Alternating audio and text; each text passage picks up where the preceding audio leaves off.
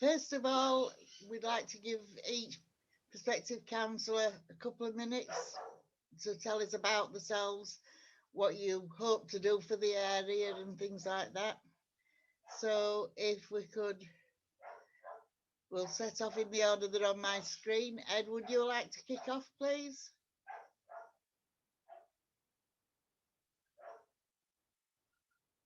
You're muted. Yeah, classic. I'm on mute. Right, okay, good, I'm off. So my name's Ed Carlisle. I'm the Green Party candidate here in Hunslet and Riverside. I've lived in the local area, Beeston, for the last 19 years, and I'm married with 2 small kids. I just really love these communities around South Leeds, and over the last 19 years I've just been involved in a lot of community projects and events. Some of them I've helped to set up and lead, others I've supported. They include the Big Bike Fix, a big campaign last year during the pandemic to get PPE, personal protective equipment, to lots of frontline key workers. Holbeck Viaduct, Leeds Repair Cafe, the Buy Leeds campaign, lots of litter picking, lots of work on junk food, Beeston Festival, Clean Air campaign, waste projects, and more. And I'm out and about in the community every day, working with local residents to crack issues in their neighbourhoods. For most of the last 20 years, I wasn't actively involved in politics, but when I looked at it, I guess I was disappointed to realise that this used to be, or it was at that time, a so-called safe seat, dominated by one party for decades. In this case, it was Labour, and I felt and I still feel that that's not good for democracy. I think it can easily breed complacency. I believe that people need a choice. So since 2015, I've been standing in these local elections. It's not easy to win elections, but a steadily growing number of people have supported us. I'm really grateful to every single one of them, and we're potentially now well placed to maybe, if we're lucky, break through and win. I should say as well, so the Green Party are a smaller party, but we're fast growing. We're committed to fighting for social justice and the planet. Lots of people, of course, looking for positive political alternatives at the moment. So we've got a growing number of councillors all across the country who are making a big impact in places like Sheffield and Huddersfield, for example. And beyond this election, because I can't wait till the election's out of the way, I look forward to getting back to working closely with other residents across our communities to make good things happen.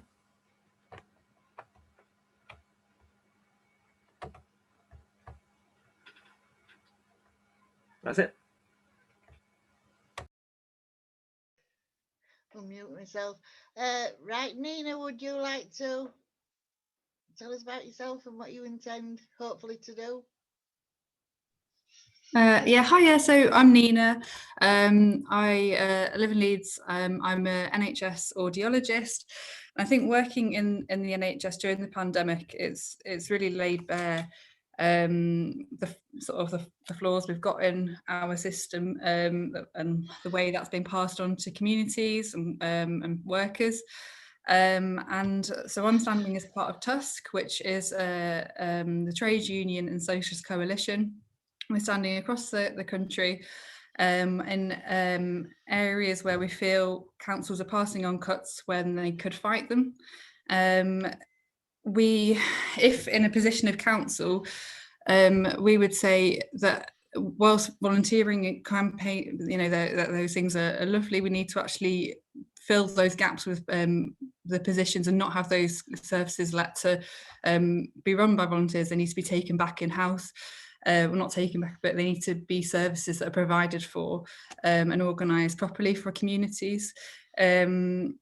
And so as part of TUSC, we've been involved in lots of campaigns. So we have been involved in the Deal campaign, which is a campaign that was trying to cut transport for 16 to 18-year-old children with special needs. We've campaigned against closure to domestic refuges in Leeds, and the Women's Lives Matter campaign. We've been involved in the Save Fernville Fields campaign, and involved with student loans and student fees campaigns and student tuition campaigns, and NHS anti-NHS privatisation. And we've been, the Deal 6 campaign was a very successful campaign, the campaign in refuges and the sort of that we've had some progress on that with some sort of things there, and yeah, so that's why we're sort of standing in those things, is to say actually we need to fight these cuts, and not just pass on the cuts, because actually it costs more in the long run to just put these cuts into communities. So that's why we're on the ballot. I don't know how long that's been, so rambled a bit there. I can leave it there if there's more time. Or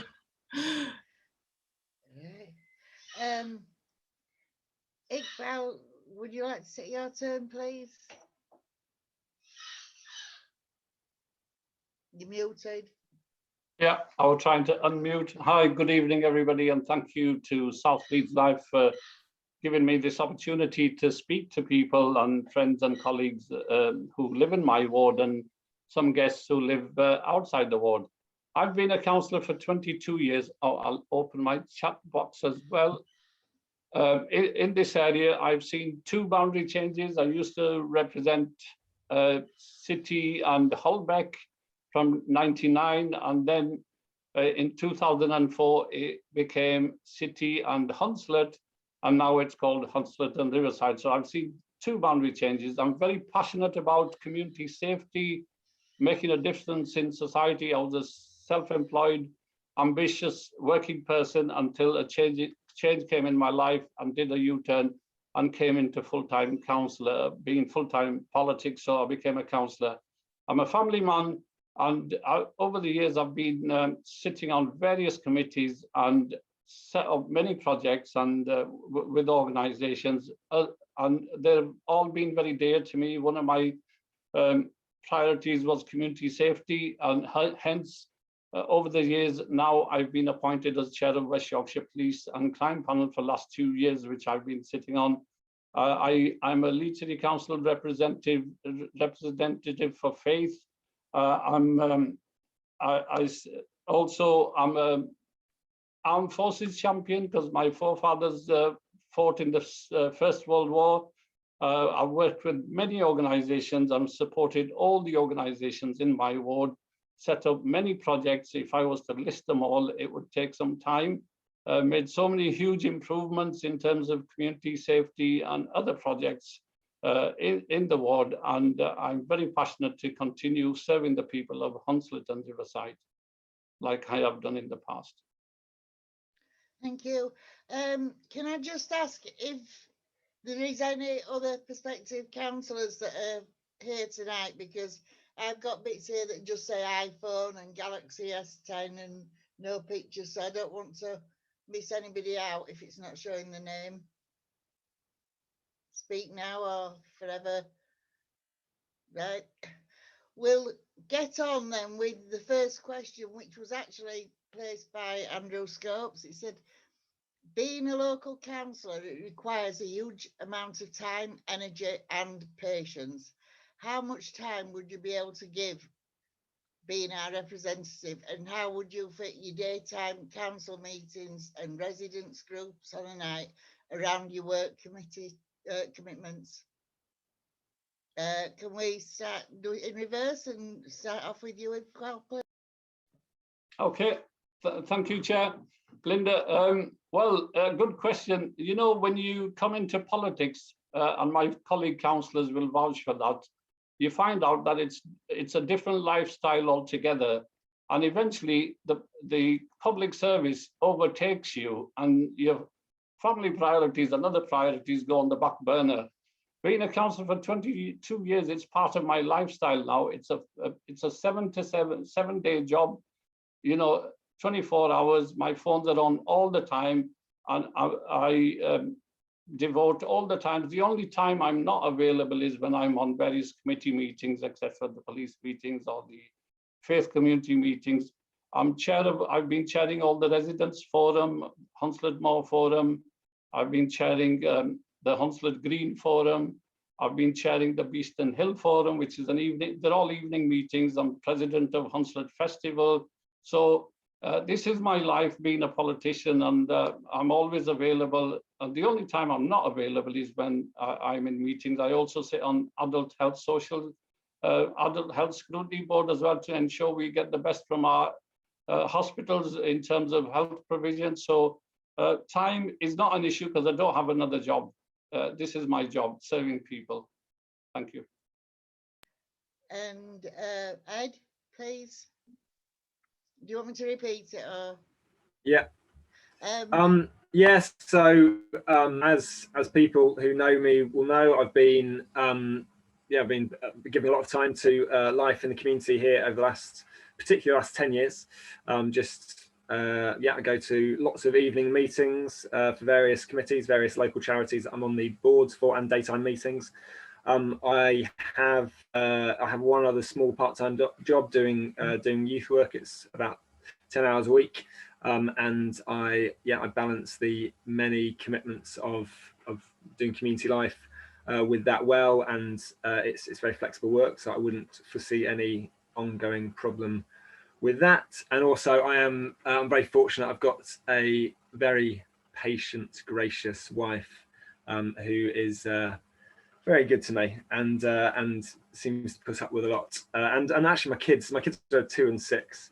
They're quite swept up in it all, especially at the moment. Actually, they're quite excited about the election. Again, they're pretty good champions for me. So yeah, not hopefully. I think I've shown over the last 10 years that I've got lots of capacity. Thank you. And Nina, please. Hiya, so I work, so it would be balancing that around, but I think it is a value to have a route in kind of what it's like sort of day-to-day working, and then you have that insight into the sort of reality of conditions as well. It's not kind of I think there's plenty of nurses I've met in this time who would run the country much better than some of the politicians that are in power in Westminster. And so I think it is important to have some kind of root and balance in those things, and have that balance of not sort of separating politicians as too much. So I think there is a value to that, but I think it would be the other thing to comment as well as I'm a member of the Socialist Party, and as part of that we organise and a lot of these campaigns I mentioned previously, and with sort of campaign work, community work, those sorts of things, I think it's another important thing is recognising the power in the community, and kind of saying actually what can we work together to achieve, as well as not just on one individual. But I do have a part sort of few days off in a week as well, so be a bit of a balance. I'll leave it there. Right, Christine's going to take over with the next one. Can I just point out, if you want to ask any questions, if you write them in the chat below, and either myself or Linda will read them out. The only request we have is that the questions have to apply to all 3 candidates, so it can't be one specific complaint or one specific praise. It has to be a question that they can all answer equally.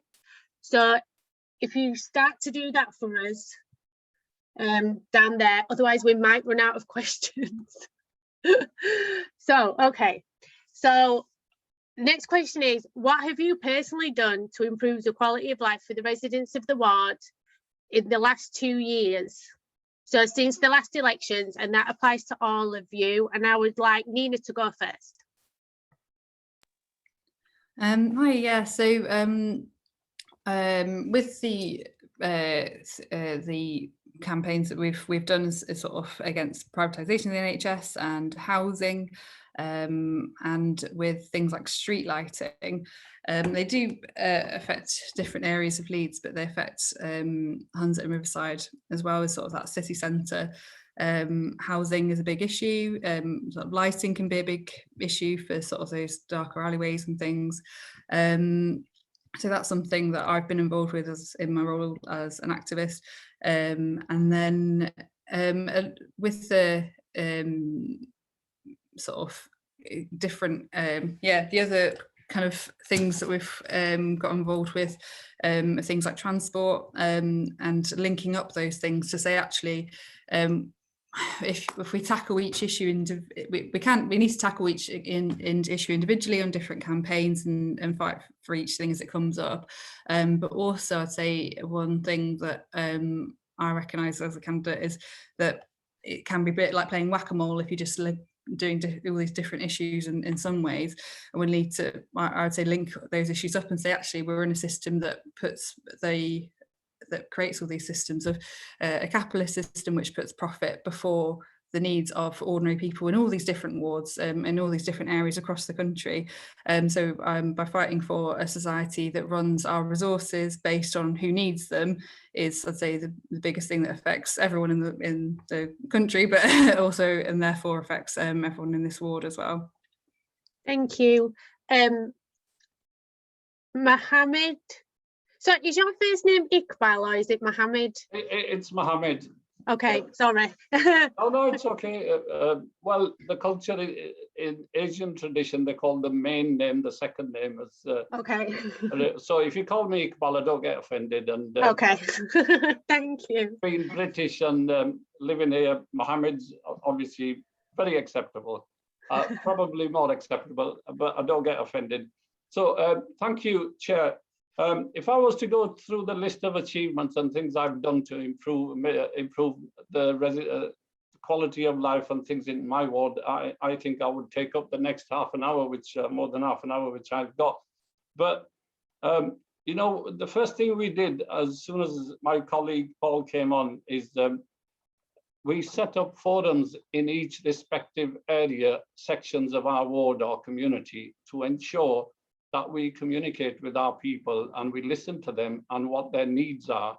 So we now successfully, we've got a forum in each area, so on which we meet regularly and take their comments and concerns on how to address them and between us, our team. But we've improved all pocket parks in our ward, and that's a big thing. You know, Trentham Street, the Lady Pit Lane, the play area in Church Street in Hunslet. We've introduced traffic crossings on dangerous roads to reduce traffic, to slow traffic because of cars belting down. We've approved some funding for a Mugger multi-use games area in Hunslet Moor, an area we've always been interested. We've provided defibrillators in all community centres. We helped a new community centre in Hunslet to set up, which is a viable, and it's been one of the food hubs during pandemic. So as soon as, I mean, we fought and saved the PCSOs for Leeds, whereas other West Yorkshire authorities cut the funding for PCSOs. So Leeds was the only city that was providing funding, part funding in partnership with West Yorkshire Police to maintain PCSOs, and obviously pandemic has hit us hard with budget. We've improved Dewsbury Road shopping area, Knott Garden. As a team, obviously, some of the ideas came from my colleague councillors. Some ideas came from myself. All pocket parks. We've improved the Bile Bean sign in Hunslet because, you know, Hunslet and its heritage has history. And if I can go on, Rowland Road Pocket Park, Garnet Playground creation, we've introduced litter bins, spent about 20,000 on litter bins to make sure that our streets are clean. And obviously due to pandemic and with the tip yards being closed, it's been a big issue. Introduced so many zebra crossing, we planted trees. I can go on, to be honest, and we've done so many initiatives in the ward, you know, introduce the SID cameras for where we felt that people are driving too fast, so to encourage motorists to slow down. So yeah, we've done a lot of work and introduced a lot of new initiatives and supported all the organizations in the ward. All the projects that came to us, we weighed them up. If they were feasible and they served a purpose to the community, we supported all the projects. Thank you, Mohammed. Thank you. Ed, the same question to you. In the past 2 years, what have you done to benefit the community? Yep. So I'm passionate about local community. I love yeah, I get a great buzz from just working with from other people, other local residents, to make good things happen. I like being hands-on with stuff in the community, and yeah, really tangible. I last summer helped to a project called the Big Bike Fix. Loads of people were decluttering during the pandemic and getting rid of many things, including bikes, and then lots of people getting into cycling. So they set up a scheme, and we have refurbished, just got lots of volunteers involved and refurbished I think 550 bikes and dished them out to the community for free. People can make donations, but there's no obligations. That's been pretty tangible for lots and lots of people. On a similar theme as well, there was a real crisis during the election with a lot of the charity shops being open and people having stuff that in some cases they needed to get rid of, and in the first lockdown the waste sites were closed as well. So it started me working with a couple of people who needed to do house clearances, but it expanded. But working with local residents to shift literally tons of furniture around the community, because I mean it's this crazy thing. You'll have people in one part of the community desperate to get rid of some items, and then you'll have some other people in another corner of the community desperate for all these items, and not wanting to get into debt, or maybe not even just having money or not having the capacity to get into debt to buy stuff. People in bare flats and so on. So yeah, I've worked with some very lovely local organisations lend me their vans. So yeah, I and others have worked to shift lots of furniture around. The personal protective equipment campaign that I and in partnership with a wide range of others was involved in was good. That was during the first lockdown when there was a real crisis around the shortage of PPE. So getting hundreds and hundreds of items into the hands of local key workers, I think that made an impact. Lots of food distribution schemes, working with association of local groups and organisations, charities, to just get food out into the local community, but also really starting to build momentum around getting people growing, doing local edible growing stuff. I also think that play and kind of having fun is pretty important. It didn't happen last year, but I've co-organised along with the rest of the committee Beeston Festival for the last 15 years, and so that happened 2 years ago, and we're building up to it again this year. I helped to organise a dispersed, socially distanced Den Festival last month, working with social clubs to work out how they could work around COVID restrictions at the back end of last year when things were a bit grey, and like Christmas events and so on. And and helped to organise a big lantern festival, kind of a socially distant lantern festival last December. Working with the homeless to get into homes, and people who were sleeping rough, and working with others to get them into homes. Working with people in neighbourhoods around antisocial behaviour and crime, and just kind of working with them, helping them to build relationships, build dialogue with the authorities to get results on the issues that they were facing. And clean air campaigning, supporting those caught up in the cladding scandal in the city centre. For those who don't know about the cladding scandal, do just Google it and check it out, or ask the candidates and we can talk more, because it's a huge issue for thousands upon thousands of local people.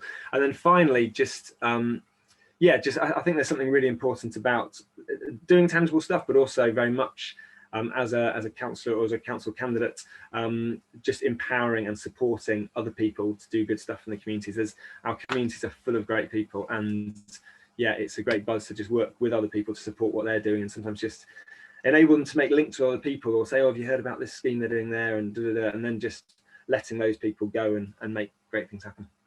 Okay, brilliant, thank you. Stay unmuted. He just muted himself. Okay, yeah. Okay. Okay, this should be an easy answer question for everybody. It's relating to COVID. There's no name here, but he says, I lost my brother and family members to COVID. What should happen to a candidate if they breach lockdown or other restrictions, and have you complied yourselves? So Ed first. So I mean, first of all, obviously huge commiserations and sorrow for your loss, and for all those who who've lost loved ones through the last year, and also all those who have suffered with it as a condition. Like, I know several people who've had long COVID, and just the last year's been a write-off for them. So it's been a hard year. So yeah, I think it's fairly simple. I think people, especially people in public office and in the public eye, need to be held to very high levels of account, and people who break the rules need to be held to account. And yeah, I mean, it happens to an extent through the media, when different, we all know about certain individuals in national and local government who have chosen to contravene the rules and have been held somewhat to account, and in some cases, their political parties have sanctioned them or disciplined them. But yeah, like in many cases, often people kind of get told off and then get slipped back in. So, and that's not good enough. So yeah, people in public office need to be held to a high standard around anything like this. And you complied yourself because you were giving out the PPE. I was trying my best. I guess it was a challenge for all of us. I genuinely think, like, when the rules, I think the rule, as the rules were changing, I do think it was a challenge for all of us to work out what am I allowed to do this week, or what's changed. And but yeah, I think and the vast majority of people have done really well. I think in the city, the vast majority have tried our best. Okay, thank you, Mohammed. Same question to you, please. Thank you. First of all, commiseration to my friend who's asked this question. It has been a very difficult and awful year for all of us during this pandemic since March last year. I myself have lost so many relatives and friends due to this COVID virus, horrible virus. And personally, me and all my family were infected in November.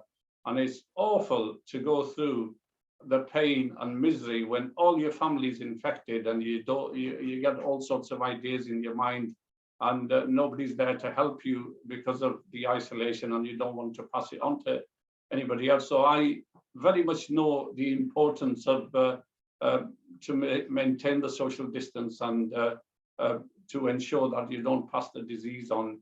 And being a chair of West Yorkshire Police Authority Police and Crime Panel, we ensured that police took the necessary actions to ensure that people respect the social distances and abide to the law. Otherwise, there was no other option. And I supported, and especially as peers and community champions, we have to demonstrate ourselves. I mean, I was forever trying to promote the preservation to some certain communities where people didn't take much notice, religious places, ensuring that they adhered to all the rules and restrictions, and emphasizing the importance of respecting the restrictions. So it's a difficult year, and I hope we can all come out safely out of it. It's been very painful. Thank you. Thank you. And Nina. It's been obviously awful for so many people with everything going on with COVID. I think one of the things that really impacted people's trust and people's following of the rules was the positions of people like Cummings disobeying, going against the rules and getting no what's it called, reprimand. From that. And I think that not only it's hard to do lockdown, it's isolating. So I'm an audiologist. I work with a lot of elderly people who predominantly have hearing loss, and a lot of them have been so lonely and so isolated this whole time. It's hard to lock down. So I think it's so important when for the people who are in those positions of leadership to lead and say, actually, no, we need to follow the rules. We need to look after the people and keep our community safe. I really appreciate and they need to be clear as well. I think the points about it being that with the whole way this pandemic has been managed, the difficulties have come when people have, as sort of Ed said, what am I allowed to do this week? Where what so that kind of a lack of clarity, that lack of communication between people in communities and the politicians way up there, who the rules don't apply to them apparently. It's not been good enough, and that's where that needs to go through, not just at a council level, but all up into sort of Westminster as well. And yeah, from sort of working, so part of the pandemic is I work in outpatients and audiology, and so I got redeployed to work with the delivery guys during like deep pandemic, and it was yeah, seeing the impact of it in the hospital was, yeah, of course you're going to take it seriously. So yeah, I'll leave it there. Thank you, Nina. I'm coming straight back to you, and it kind of follows on from that question.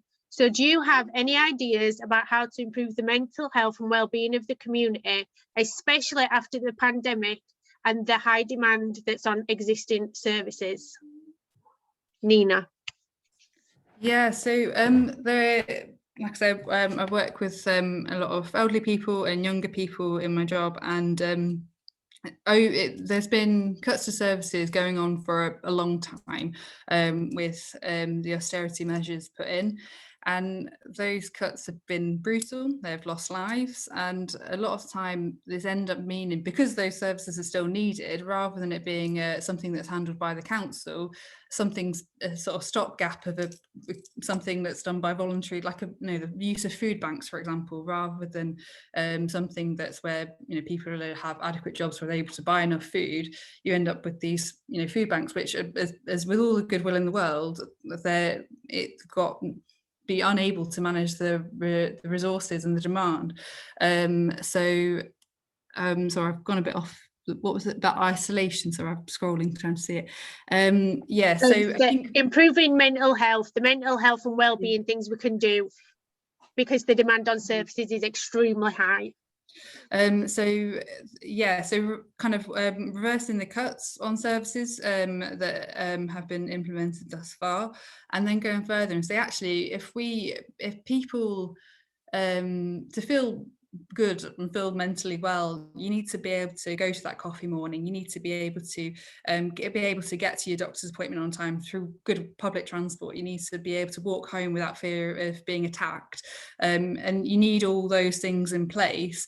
All those basic things have been ripped away through years of cuts, to actually have to feel comfortable and happy and able to feel part of your community. So I think using the position of council to fight against those cuts and go further and say, actually, this is what we need as a base layer in society. That's what we need, and that's what we should fight for. Not say, oh, we need to cut these things away, because it ends up costing more in the long run. Thank you. Mohammed, do you want to go next, and then Ed? Thank you. It's a serious issue, and it's ever growing. Mental health is being picked up. It's so much in the community, and it's all what the solution is to assessing people properly and referring to right agency.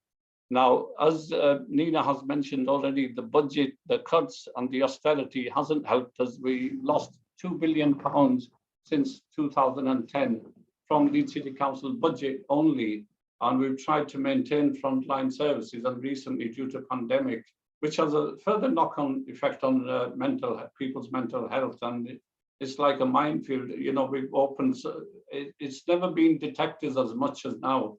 It's a big issue in our communities, and it needs to be dealt with properly, but it's down to resources, and due to pandemic, there's another deficit of about 119 million, but I think proper thorough assessments and referring people to right agencies is the solution.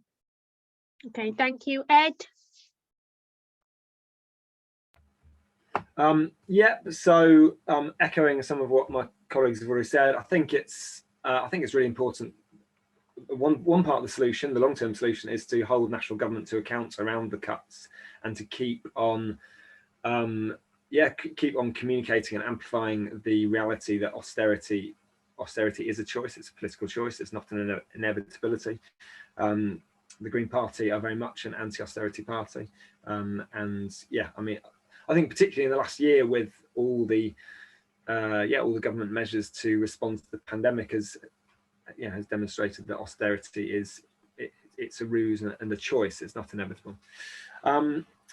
But in the short to medium term, I think as a government, as a community rather, I'm really passionate about the idea that we shouldn't just be kind of waiting for somebody somewhere else to resolve all our issues and waiting for national government to listen to us and do whatever. So I guess I'm just really keen, and I think my track record over the last 18 years has been very much orientated around this, around just building local community strength, building local community collaboration, getting people working together, and I think that just goes a fairly good way towards building good collective mental well-being. Like it's much more than that. It's not saying, well, the community can totally fill the void. I think, yeah, the loss of key services is awful and has a huge impact, but I think anything we can do to break isolation is very is crucial. So yeah, I guess wanting to push on with things like the big bike fix, and things like that. That's just one example, but just stuff that gets people working together. And also in the case of the big bike fix, and also things like the hiking project that I helped set up a few years ago, and just other stuff like that, just stuff that gets people active and out in the community, as we all know, is good for well-being. Just a bit of a tangent, but for those who haven't come across it, the NEF, the New Economics Foundation, are really interesting and innovative think tank, and they did a report called 5 Steps to Wellbeing, and it's just really good, simple stuff about how all of us can work together to improve well-being. Green spaces are really important. I've been very happy and keen to work with local voluntary groups working in green spaces to improve those spaces, because they're so important for well-being. Play is important, play and culture and things like art, and events like Beeston Festival and the Igloo Festival that I helped to organise. And I also think, just in many ways, I want to stress this isn't something that can fully cover all the bases left by the austerity cuts, but I do think it's something we can all do, and I think reducing isolation in our community is something we can all do. So an idea that's been kicking around for quite a few years that would be great to implement would be this Meet Your Neighbour weekend, where we'd collectively, in course that weekend, it is a challenge for us to just to talk to them. If we already know, deeper conversation a bit. If we don't know them, that's when we say hello. And I think that kind of low stuff across the city, building links and connections across the city and across our communities, could be very influential. Thank you. Okay, Mohammed, I'm going to ask you this one next first. How would you ensure that spending in the area is transparent and fair? Sorry, repeat again. Yep. How would you ensure that spending in your area is transparent and fair? Well, you've got to make sure that you're spending at the right place for the right project and where it's needed. In a nutshell, that's the answer. But make sure that organisations that are doing a good job, you support them with projects they're running, and they can flourish and serve the community. So, and think of what the priorities are for the area, and then, you can direct the support towards those priorities. And it's based on needs basis, what needs are in the area. Different areas could have different needs. Different sections of the ward may have different needs. So you've got to make sure as an elected member that you're supporting what's needed in the area, and you're coming up with ideas to fix the problems of the area. So, and for the last 2 years, there isn't an area in our ward that we've not touched on. We've done improvements, works, projects, ideas. We've consulted it at the forums and asked people, what do you need? How can we work with you? And made sure that we cover the whole area. And there's hundreds of schemes we've supported, and we're willing, and projects as well, work with all the organisations who are doing a fantastic job in East Hunslet, in West Hunslet, in Beeston Hill, So it's all about meeting the needs of the area, whatever you can do within your own capacity and local council. Obviously, housing is a big issue and there's no quick fix because the government has not funded new development. But we do our best to support communities and organisations in the city. Thank you. Thank you, Ed.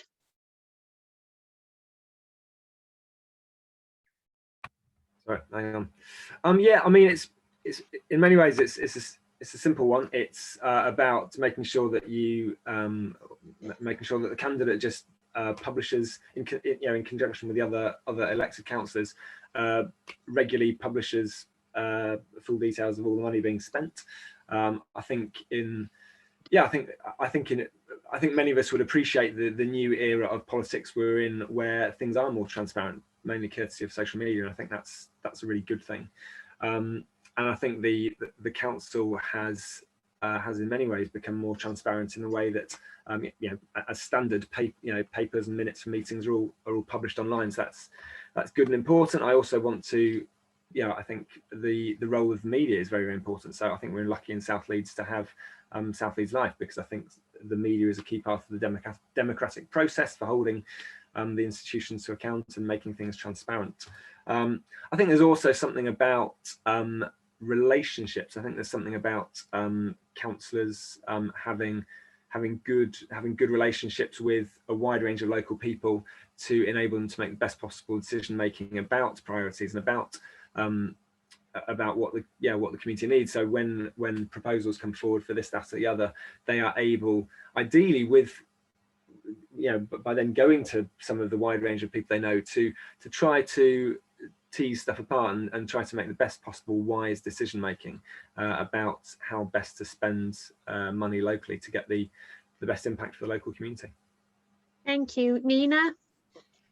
I think there is a lot of distrust about spending at the moment, and when you look at the Tories at the top and kind of the way they smudged the way the giving of contracts. One example that we saw was during the pandemic, the price of PPE doubled for gloves and aprons, and yet the workers didn't see any of that. Us in delivery and stores and all of that, we didn't see any of that. The NHS still isn't getting much of a pay rise. So so I think there is a lot of distrust about the spending and contracts at the moment. I think it's really, really important to be transparent and community based in the way we deal with funding, and also looking at what do we need in our communities, and fighting for it, not saying, oh, we've got these scraps, how do we divvy them out between these different causes, because there's so many things that people want to do and so many things that need to be done in communities. As part of being transparent, Tusk has got a policy of no cuts and reversing cuts, and that includes sort of using council reserves and pushing to use council reserves to reverse the cuts, and linking up with other councils. So Tusk didn't stand when Corbyn was standing as part of as Labour, head of Labour, because we agreed with that socialist programme, and what we thought could have been done is linking up with these different Labour councils to say, actually, no, we're not going to pass on these cuts.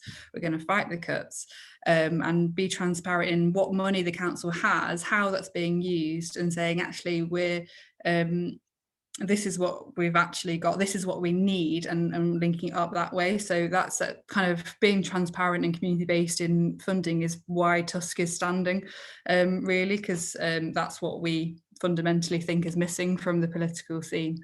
So I'll leave that there. Thank you. I'm going to do this question before Mohammed has to go. So Mohammed, if you want to answer it first this time again, how important is it for a councillor to live in the ward that they represent?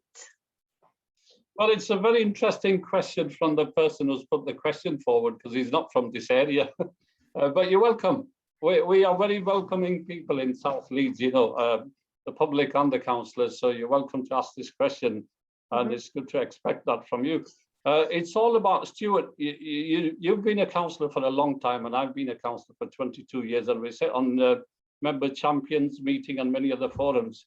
It's all about individuals and how committed that person is in helping people and making a difference in people's lives and wants to bring about a change. There are many councillors in your party, or maybe you might be critical of, who are complacent or not spending enough time. But I can say that that is not important. It's about an individual, how committed he is. And I can speak for myself. I do a surgery once a week. I go to the local mosques in the ward. I go to the local barbers in the ward. I do shopping in the ward. And my wife complains that I spend more time in my ward than at home, which obviously I do, because those are the people who have placed their trust in me. So I think this question is irrelevant, in the sense it's all down to a person, how committed that person is. I chair so many forums. I worked with Hunslet Festival. I'm the president. I've been working with that for the last 15 years. Very proud of that. And due to pandemic, obviously, we haven't been able to hold the festival last year. And this year's has been postponed to September. So it's all about individuals. I don't think if you're a bad councillor, you can be living in the ward, but if you're not interested, you've got a full-time job and you're just there for the title or status, well, it doesn't mean anything if you live there. You know, it's about personal passion, commitment to make a difference and help community. And some people enjoy doing that. And that's what I like and love about this job. And that's why I'm doing it. Thank you. Thank you. I know that the question might have been quite provocative, but I have seen that question come up quite a lot online, which is why I chose to ask it as well. But that was a great answer. Thank you for that. It was a good answer. Okay, Nina, the same question. Hi, yeah. So it's I don't live in the ward, but I think so. A bit of a background of Tusk and Socialist Party. We, as I said in my previous comment, are fighting for an anti-cuts budget and a council that runs its resources for the needs of people in the whole area, and we're desperate for this issue to be resolved. So whilst I don't live in the area, it's something that we're sort of as part of this sort of Socialist Party and part of the organisation of Tusk, saying it's so important for this option to be in the on the ballot in the areas in Leeds, that we've needed to spread out a bit and say, actually we need to offer this option where the other options are not offering an anti-cuts option. So it is something where that position of council would be to be fighting for those anti-cuts and having an ear to the area, and as part of being a member of the Socialist Party and is that we have weekly meetings, and a lot of our members from the Socialist Party who didn't feel confident enough to stand, we are all workers and ordinary people, and that's how we feel society should be run, by ordinary people. But a lot of our members that are in that area, so I'm in regular contact with people who live in that area in Riverside and Hunslet, and as part of that role again is listening to the community and working out with that whole sort of bigger picture. But I think it is, I can see why it's something that is, because there's that sort of traditional view as being an ear to listening to sort of complaints and things, and then there's this view of actually what can we do with we're people in a position where we can fight for what we need in society. So it's a bit of a change of viewing the role, I suppose. But I'll leave it there. But hopefully that's answered some questions about that. Thank you, Ed. I think it's hard to be a good councillor if you don't live in the community. As I'm out and about in the community every day, I see stuff, I learn stuff, I kind of notice often just little things here and there. I bump into people and talk to them, and I think that's a really important way to yeah, to build up trust and relationships. Then you're starting to build up dialogue, and yeah, and every conversation you have, you learn something new. And yeah, I think in so many ways politics has become disconnected from real life and the real life of our communities. And so I think we need to really redress that and try to find a way to bring politics back so it makes more sense to people in our communities, to all of us. I mean, I look out around the city, and there are some really good councillors in the city, and from different parties, and in amongst the ones that I see, who are doing the best job are local residents. It's not to say it's in their wards. It's not to say you can't do it otherwise, but that's a pattern that I see, and that's very much a model that I'm following. Like the idea that I could, but personally, I wouldn't relish the idea of trying to be a good councillor for Pudsey or Bramley or Halton Moor or something. I think it's very hard to do, and yeah, and I would return back to that idea of kind of, I think relationships and trust are so important, and especially at this time where there's so much distrust in politics. I think anything we can do to be as visible as possible, as accessible as possible, and to be that person who you bump into in the street and you chat to and you share your woes with, that's, yeah, I think it's key. Thank you. Mohammed, it's almost 8:25. Would you like to go now? Can I just quickly in a minute sum up? Yeah, and thank you for giving me I've got 2 minutes, the opportunity to leave earlier. I'm really grateful. You know, all I want to say, if I'm elected, I will continue working hard for Hunslet and Riverside, as I have done. On all our literatures, I distribute my personal mobile, which is on 24 hours a day. So people are in touch with me. Everybody has my mobile number. People are accessible every week to the surgery, to the forums, in the community, walking about. So I'm always available, and I will continue to serve people of Hunslet and Riverside. I have made lots of friends over the years in all parts of the community, in Hunslet, in Beeston Hill, in West Hunslet. So I'm proud to represent the area, and I will continue to serve the area. My children are grown up. I have no other business. I left my family business to dedicate my life to full-time politics as a councillor to serve residents of Hunslet and Riverside. So thank you very much for hosting this event, and I wish you good luck. Good luck to everybody, and see you again on next forum. Thank you. Thank you. Goodbye. Good night. Okay, right. We still have a few more questions. I'm going to do this one from Manny, and it's quite long, so just bear with me and try to take it in.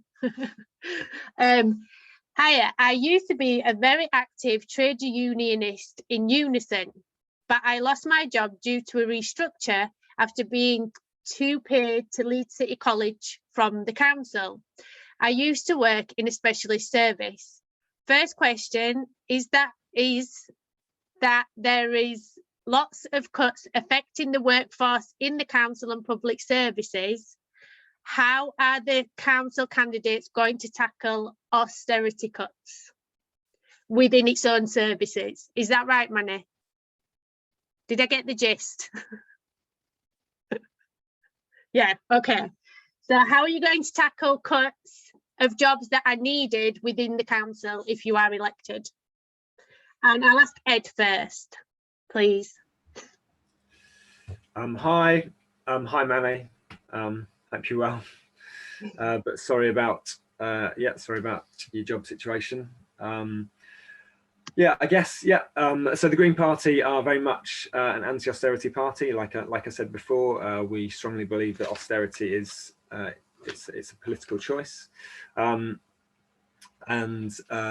so we will continue to work with a wide range of partners, kind of both within the political sphere, but also kind of outside of the political sphere, to just try to really build in the long term or medium to long term to build that argument and to try to help public opinion and to see the way in which austerity is a choice and it's not inevitable. With regards to practically what would I do as a councillor, I very much work within the framework that like I don't know how much kind of people have read up on this stuff, but I'm really interested, certainly at a national level, and I also think it can be replicated at a local level in Keynesian economics. So a guy called John Maynard Keynes, who basically argued that it's that getting to debt is okay, as like, so personal debt, kind of the debt of, or so the economy of a household is not the same as the economy of a nation or a city or a bigger economy. So so the Leeds City Council is in a position where it is able, like any local authority, to borrow at very, very low interest rates from national government, and I would want us to see us do that in order to cover as many of the gaps as possible, the gaps being opened up by austerity, but not continue that forever. I think, hopefully we will get back to times when we are not in the current economic crisis, whatever we make of that, and then you try to then diminish your debt at that point. So that's Keynesian economics. I also think, and this somewhat echoes what I was saying before, which is, but without in any way wanting to make austerity okay, I also think there's something really important about our communities, just building collaboration in our communities, building mutualism in our communities, building power in our communities, in order that actually as a community we're more resilient, we're stronger, we're less affected by whatever national government happens to be in and whatever their agenda is, that actually we are that much more able to work collaboratively to find the solutions that we need to the many challenges facing us at a local level, so that we are simply stronger and able to stand firmly on our own 2 feet. Thank you. Of everybody's hands that I can see, does anybody mind if Paul Ray takes over for the Labour Party for these last 3 questions? Just like wave at me if it's fine. Is everybody good with that? Okay, I got more waves than nays. Sorry, Dennis. Paul, if you want to put your camera on, and Nina will answer this question next, and then you'll be last. Yeah, so with the cuts and things to the council, obviously in the NHS has faced sort of similar cuts and privatisation of the service, and what the sort of Tusk policy is using, as sort of Ed said in his answer there, borrowing powers, using our reserves to say, actually, what do we need? What jobs and things do we need to provide, and what services do we need to provide? Providing that first. And what we see in the NHS is cutting these things and privatise these things. It costs more than just paying for the service properly in the first place. So not paying NHS staff like the same as what they pay private health workers means that people leave the NHS to work private, and then the NHS has to employ private agencies to cover the waiting lists and all these things, and get private companies to do that. And there's a similar picture in the council. Rather than having in-house construction workers or in-house these things, it means because they've cut these things, then need to get private contractors to try and stopgap these things, and that costs more. So that initial borrowing using reserves will actually mean that the service can withstand more and work better, which means that people have a better quality of life and it's able to run better, which doesn't mean it doesn't need as much sort of input by itself. And also if you're employing people to on council jobs and NHS jobs and all these publicly owned jobs, they've got more money to spend in their local communities, and that extra money for communities and local people is so much. It cycles back into society so much more than giving a tax break to the top billionaires, which is what some that's what's been pushed through by sort of the Tory party, of that kind of giving a tax break to them. So that's what I hope I sort of answered the question there, went off on a bit of a tangent, but fighting and also what with sort of NHS and council and publicly owned services is saying these things are things that affect working people and people in communities, and we need to fight for those things when we're in our position of council. And as part of the Trade Union Socialist Coalition, we fight for the importance of trade unions and using trade unions to echo our demands for how society should look like and what communities need, and whether that means sort of trade union action to get those where the structures in place in politics just it's not designed for the needs of working people at the minute. So if it means we need to take what we need or argue for what we need with a bit more of a voice that they'll listen to, that that's something that we might need to look at, but I'll leave it there for now. Yeah, thank you. Paul, same question to you. So I think a very quick a bit of information how council finances work. First of all, we can't borrow to pay for wages, that's illegal. We can borrow to invest. And I think that's where the real question is actually what Leeds City Council is doing to invest in infrastructure that grows our economy and grows our jobs. And we are doing that in a whole range of capital programs. The fact is, it's not fair that we've had to cut jobs. We've got a great working relationship with the trade unions here in Leeds City Council. We've been able to manage the reduction in staff with our trade union colleagues. But we've lost 60% of our our discretionary budget, bearing in mind council finances are relatively complicated and we don't have discretion on everything we spend. That's £2 billion. Our workforce has decreased. We've had to still run over 1,000 services as a council, innovate by digitising, by moving services to the community, by doing things in new ways. And so it's really easy, particularly from opposition parties, to go, just spend more money. The second we breach our budget, the commissioners come in and we lose control of our budget and we hand it over to central government. A central government which is quite frankly cut us to our bare bones. Yet we still run 1,000 services in this city, and bearing in mind 60% of our budget has gone over this 10-year period, and of what's left we spend 64% of that on adult social care and child social care, protecting the most vulnerable in our city, yet still run 1,000 services. I think we're doing a good job in extreme situations. But if we look at our reserves, we have one of the lowest sets of reserves of any major council in the UK. We have used our reserves, but we've used our reserves intelligently to invest, to create jobs in the private sector, where the public sector at the moment can't. We have an aspiration to bring as many jobs that we have outsourced back into council as we can, but we have to do that within a legal framework.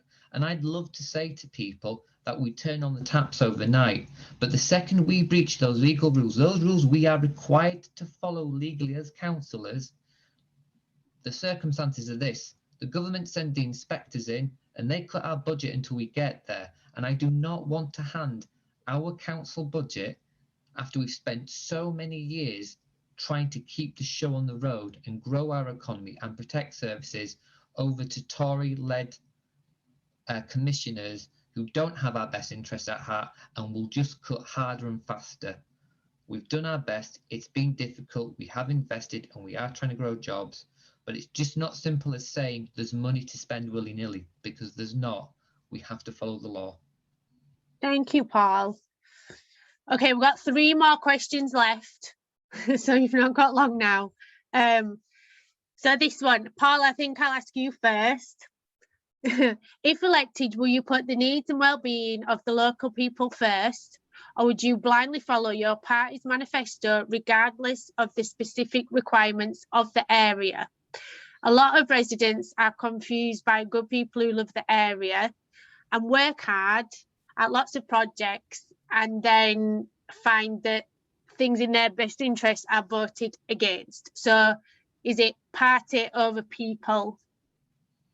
It's the job of a councillor is difficult. We're local councillors and we're city councillors. And actually there are decisions that we have to make that actually in the short term don't serve the interests of the people we serve, but actually serve the city in the long term. And I'll take a great example, cycle lanes, the massive road network we're building at the moment. Everyone hates it. It's the disruption, the chaos it causes. And actually, locally, that's really unpopular at the moment. But actually, it's the right thing in the long term for the city, because we're building an infrastructure that allows us to decarbonise, that allows us to bring in low-cost travel systems for people who can't afford buses, such as using our bike lanes. So we have to do this really difficult balance.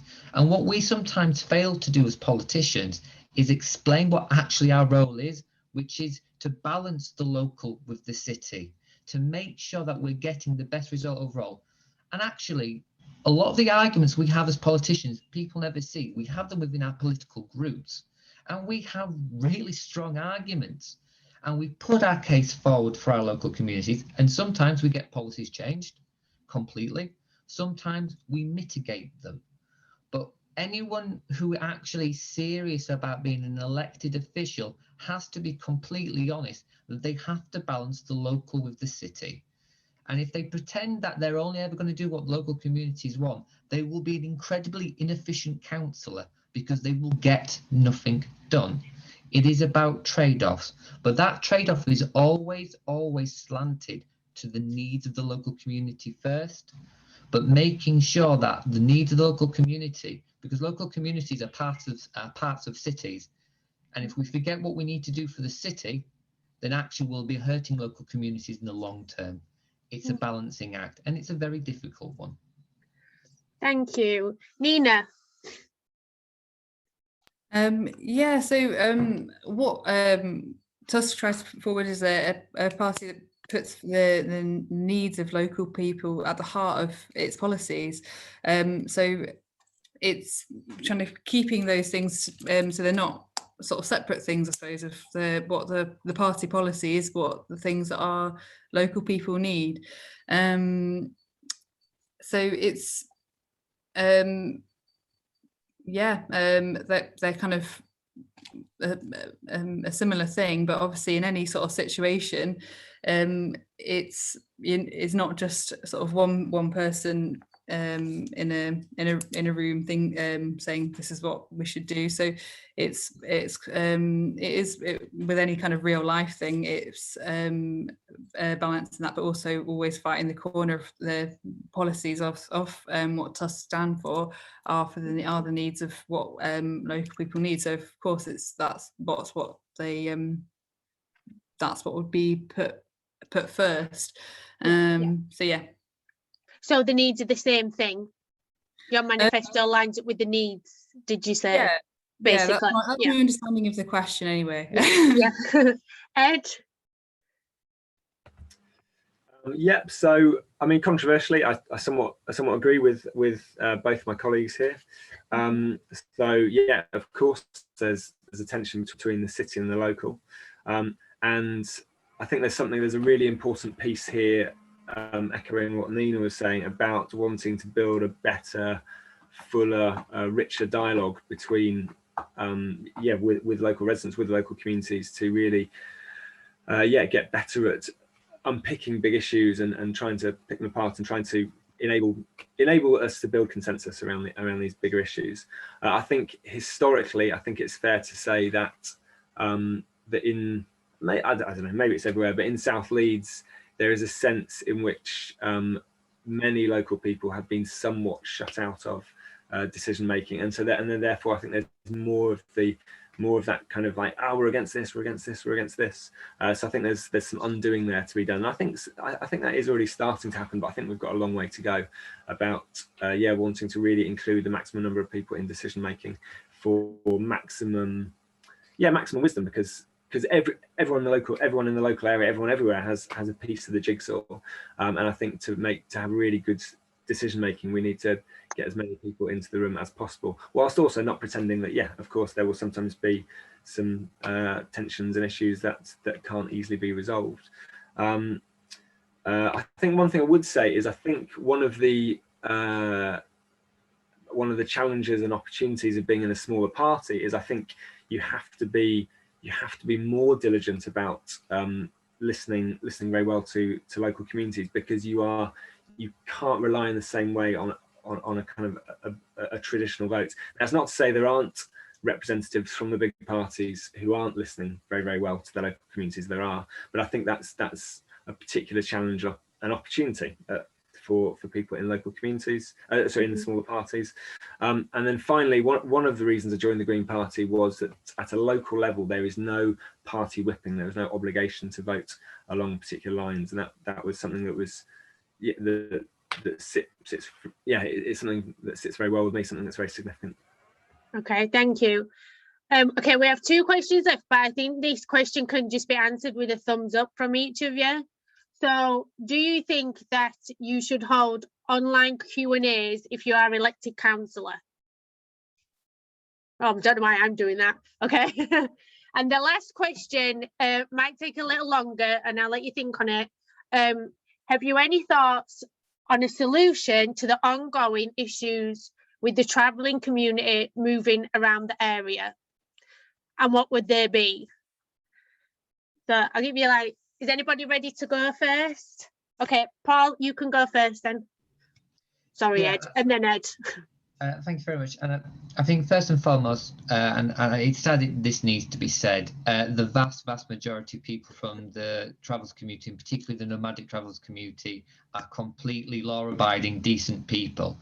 And like in any community, there's a small number of people that cause difficulties and troubles. And I think we sometimes always focus on the bad. That being said, there are issues that we need to address as a city. And certainly I know Mohammed, myself and Councillor Nash are having conversations internally in the council about our current short negotiated stay policy.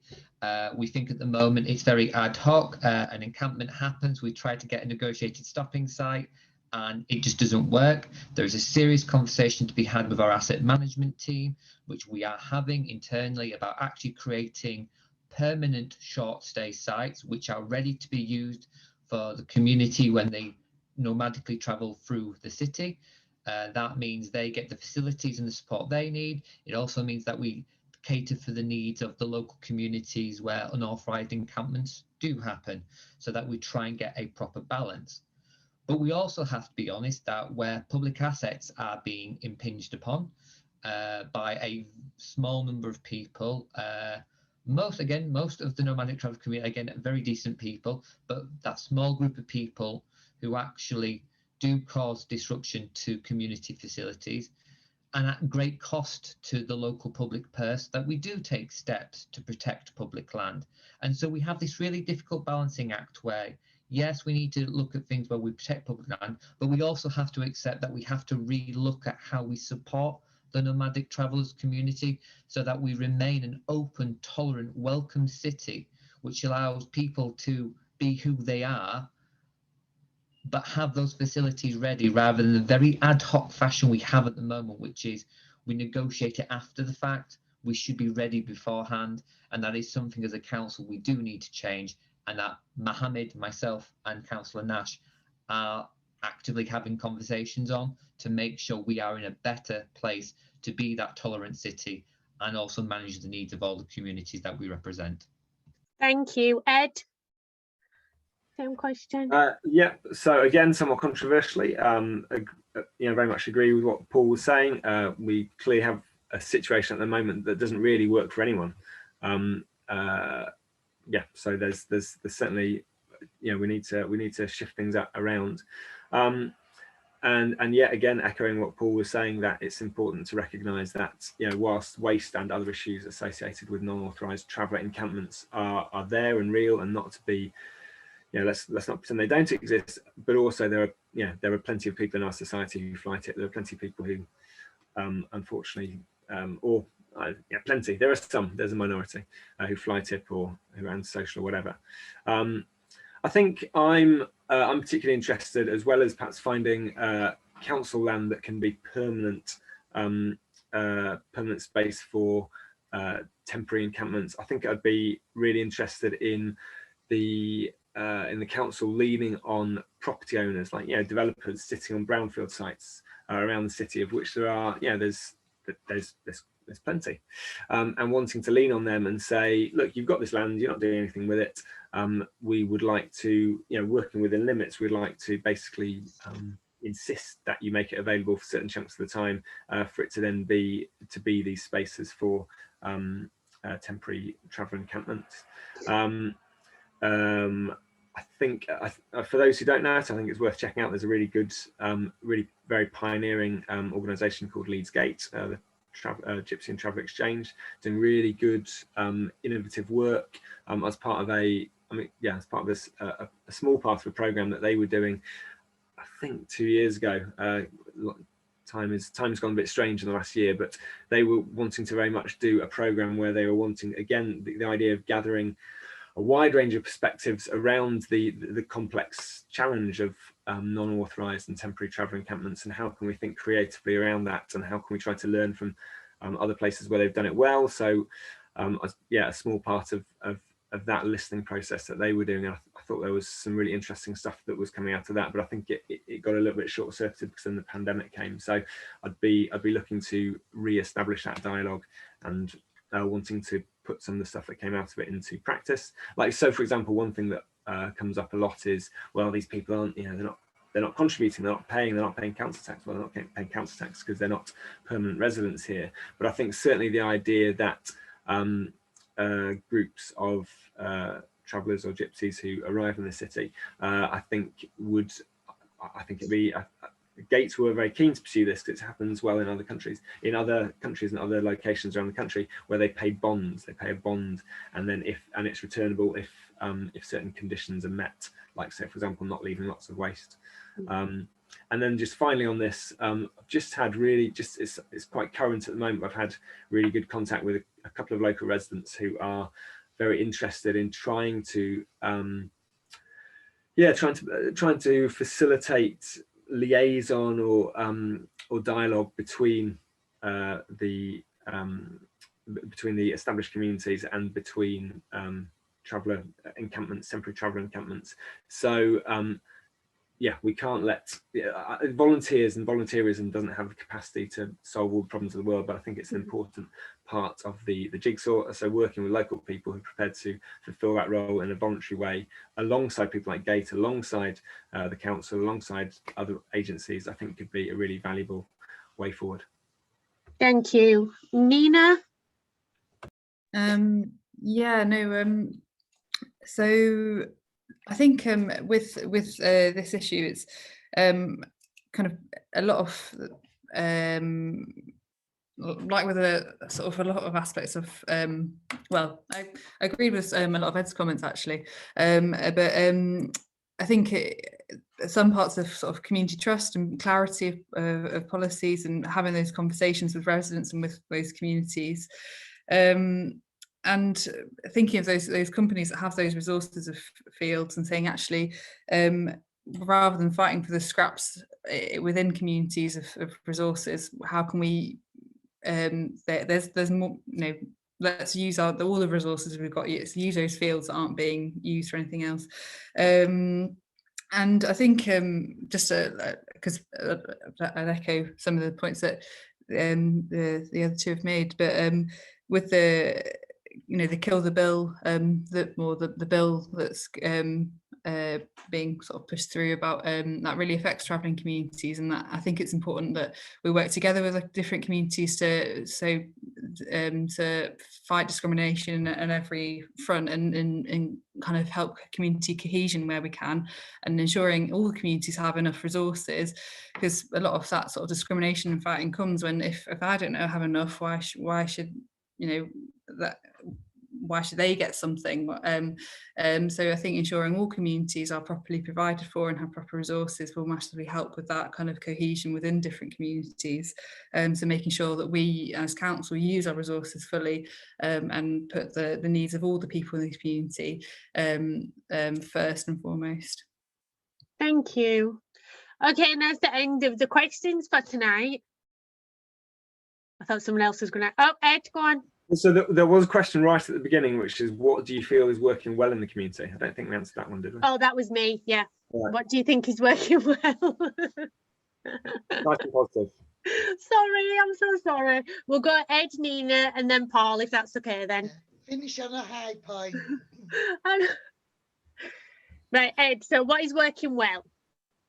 I think for in here in South and Central Leeds, I think there are plenty of challenges, and I think they're all too apparent. But I think there is some real assets in the community. Like I think, I and many people in the community, many people on this call, like genuinely love South Leeds. I think South Leeds is great. I think there's great community spirit. I think there's great community collaboration. There's plenty of innovation in the communities. I think it's important to remember. It's important to remember what happened in 2005 at the time, the terrible incidents around the London bombings. So Beeston Hill is of course part of the Hunslet Riverside ward, and it was a very challenging time. But I thought I think we all did. The community pulled together very, very well, and that community solidarity really shone through. I think at a time when people thought that the community might really implode and terrible things might happen, and it didn't. I think there is. Again, not wanting to pretend there are no problems in the community around crime and social behaviour. I think there's real friendliness in the community, which is just very priceless. And that comes back to the issues we talked about earlier around mental health and isolation. I think there are plenty of people who are struggling in the community, and we all have lots to do to try to work together to make things better. But I also think there is there's real positivity there. And then finally, I think something I see that's been growing in the last 10-15 years is I think there's a sense of there's a sense of growing power in the community, and people feeling empowered, feeling empowered to challenge and question, and also feeling empowered to make things happen. And I think that's really important. My senses, I have only been in South Leeds 20 years. There's many on this call, and of course many in the community who have been here much longer. But my sense is that actually in communities like our communities in South Leeds, and in many communities that are kind of, I suppose, low-income communities, historically there has been kind of a disempowerment, and I think it's great to see that maybe a sense of empowerment is growing in the community, and then together we can really make things change and shift things around and make things better. Thank you. Nina? So I haven't been in Leeds nearly as long as Ed, or probably a lot of people on this call, but I love Leeds as a city. It's such a vibrant city in so many ways, and it's so welcoming and friendly, and in terms of the people that I've met here, I've met some incredible people from this area, and it's the people, I'd say, is something that's fantastic about the area, and then what people can do when they pull together, and in the kind of condition, it's the conditions that people are in when people are often makes people kind of have that fight of thinking, actually we need to be to change society, and for in a way that works for us. So I think the kind of power and potential of the community is something that I think in a lot of work that's already been done on different campaigns and projects, which is amazing, and that is just, I suppose, an insight of where things could go if the things in council and things in communities were all worked together and had the same sort of cause at heart. So I hope that answers the question. Okay. It does. And Paul? Thank you. I'll keep it short and sweet because I appreciate we've been on here for a while. I think it's the combination of the people and the third sector. I think the real strength of South Leeds, particularly during this pandemic, has been the breadth, the skill and the expertise of our third sector and the volunteers that support them here in South Leeds. And certainly I know Mohammed, myself and Liz would have probably been in the same position as many councillors were across this city who don't have such well-established community and third sectors, of having to get much more intimately involved in the COVID response. We didn't need to do that because of the wonderful people of South Leeds and the organisations they'd already set up. And so we took a much more well, we got on with the day job of helping people as our counsellors. So I think that is what's going well in these communities. It's the people, it's the organisations they help support and run, and actually how as a set of communities they came together in partnership with the NHS and with the council to help each other during a moment of crisis. And that has to be the ailing lesson of this crisis, that actually these communities did a lot to help themselves, and that's a real strength. Thank you. Okay, so that was definitely the last question, because we're almost at 9 o'clock. Thank you for coming, everybody, and thank you for being super respectful, and for the candidates for answering the questions clearly and concisely. I'm hoping everybody got all the information they needed from that. Me and Linda obviously represent South Leeds Life, as does Jeremy, and as does Ed when he's not campaigning. So we'd like to remind you that you can sponsor the newspaper or get a subscription as a person or as a business if you would like to support the work that we do. And yep, you can all go now and update your social medias on whatever side you landed on. And I'm about to stop recording. Linda, do you want to say Thanks goodbye? again, Ray, Paul, for stepping in, because it would have made it a little bit odd if we'd have been one shot. So Yeah. that's Yeah. again.